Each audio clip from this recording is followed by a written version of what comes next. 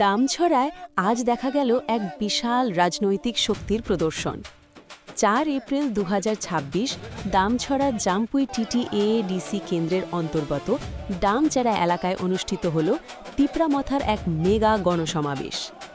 এই সমাবেশে উপস্থিত ছিলেন বুবাগ্রা, যার উপস্থিতিতে এলাকায় তৈরি হয় উৎসব মুখর পরিবেশ।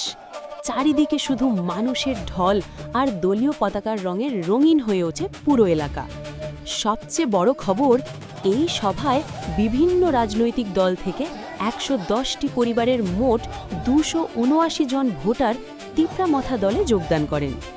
নবাগতদের হাতে দলীয় পতাকা তুলে দিয়ে আনুষ্ঠানিকভাবে দলে স্বাগত জানানো হয়। এই ঐতিহাসিক মুহূর্তের সাক্ষী ছিলেন তিপ্রামথার প্রার্থী ভাবরঞ্জন রিয়াং এবং ইএম ডলি রিয়াং সহ অন্যান্য নেতৃবৃন্দ। পলিটিক্যাল অবজারভার্সদের মতে এই বিশাল যোগদান স্পষ্ট করে দিচ্ছে যে দামছড়া এলাকায় তিপ্রামথার সংগঠন দিন দিন আরও শক্তিশালী হয়ে উঠছে। বুবাগ্রার র্যালিতে যেভাবে মানুষের জোয়ার দেখা গেল তা আগামী নির্বাচনে বড় ইঙ্গিত বলেই মনে করছেন অনেকেই। শেষে একটাই প্রশ্ন, এই জনসমর্থন কি আগামী নির্বাচনের ফলাফল বদলে দেবে? কমেন্টে আপনার মতামত জানাতে ভুলবেন না, আর এমন আপডেট পেতে এখনই সাবস্ক্রাইব করুন।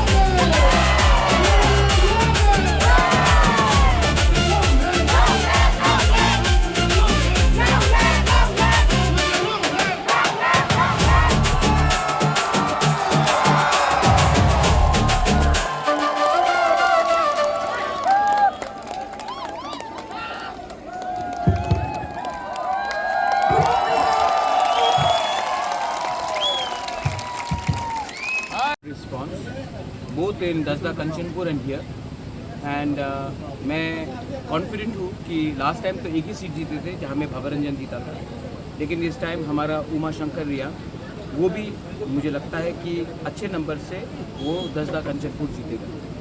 और ये हिस्टोरिक होगा क्योंकि ये जो सीट है ये जनरल सीट है और यहाँ से आंचलिक पार्टी सिर्फ 2000 में जीता था, और अब आफ्टर 26 ईयर्स लग रहा है कि यहाँ में कॉन्टेस्ट सिर्फ बिटवीन सीपीएम एंड तिप्रामथा है दसदा कंचनपुर में, और बीजेपी थर्ड पोजीशन में है।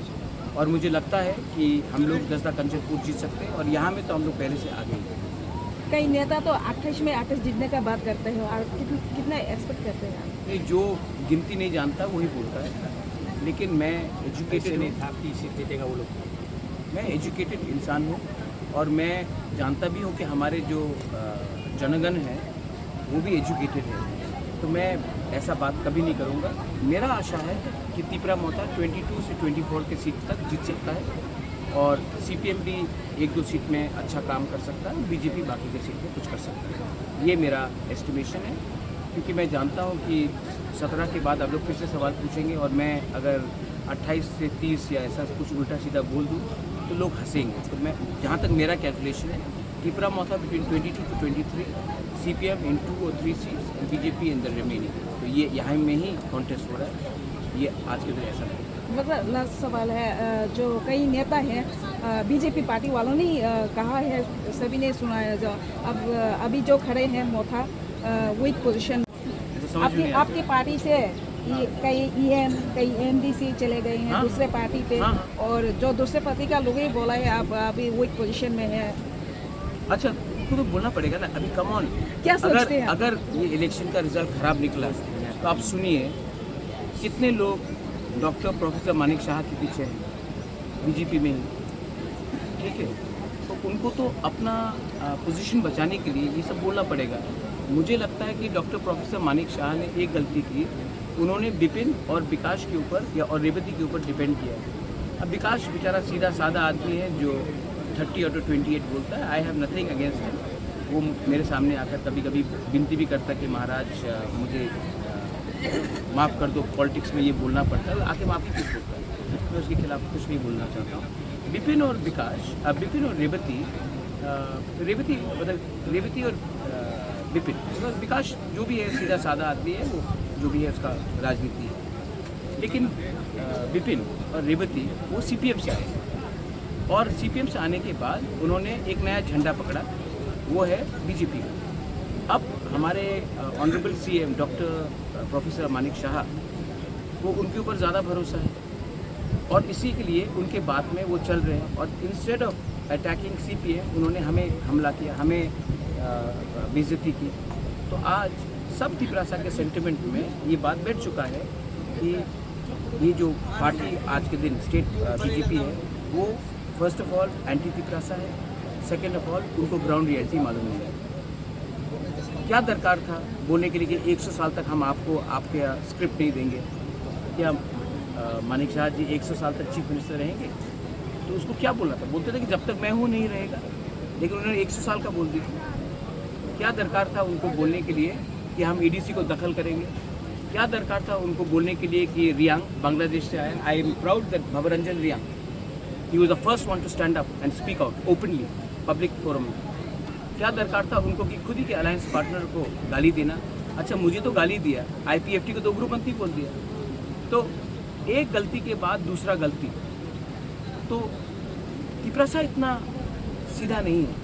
हम भी जानते हैं कि कौन तिपरासा को प्यार करता है और कौन उल्टा अनाप शनाप बात कर रहा है। लास्ट सवाल है, लास्ट सवाल।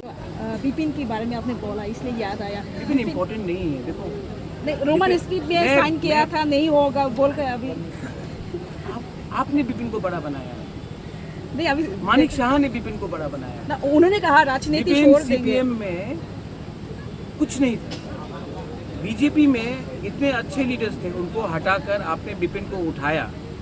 आज बीजेपी का ये परिस्थिति हुआ है with Tipra Motha because of people like Vipin and Revathi, क्योंकि उनका जो सोच, उनका मानसिकता है, पार्टी बदल दिया लेकिन उसका भाषा आज भी कम्युनिस्ट का है। तो आप लोग ऐसे लीडर्स को उठा रहे हैं, मानिक शाह जी भी उठा रहे हैं, और जिसको आप लोग उठा रहे हैं वो मानिक शाह जी को गिरा देंगे बाद में, क्योंकि वो पॉलिटिक्स नहीं है, वो पर्सनल अटैक्स है। और एक व्यक्ति जो आज कुछ बोलता है कल कुछ बोलता है, उन्होंने मेरे बारे ये बोला। आप खुद ही का घोषणा पत्र देख लीजिए। आज बीजेपी का मैनिफेस्टो, सबसे मज़े का बात है, आज बीजेपी का मैनिफेस्टो जो निकाल रहे हैं वो रोमन स्क्रिप्ट में निकाल रहे हैं।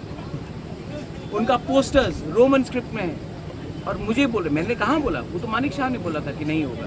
मैंने तो कहा था बात करो, लेकिन उन्होंने ये बात उठाया और आज चुप है, क्योंकि ये सेंटिमेंट सबके दिल में, हिंदू के दिल में है, क्रिश्चियन के दिल में है, बुद्धिस्ट के दिल में है।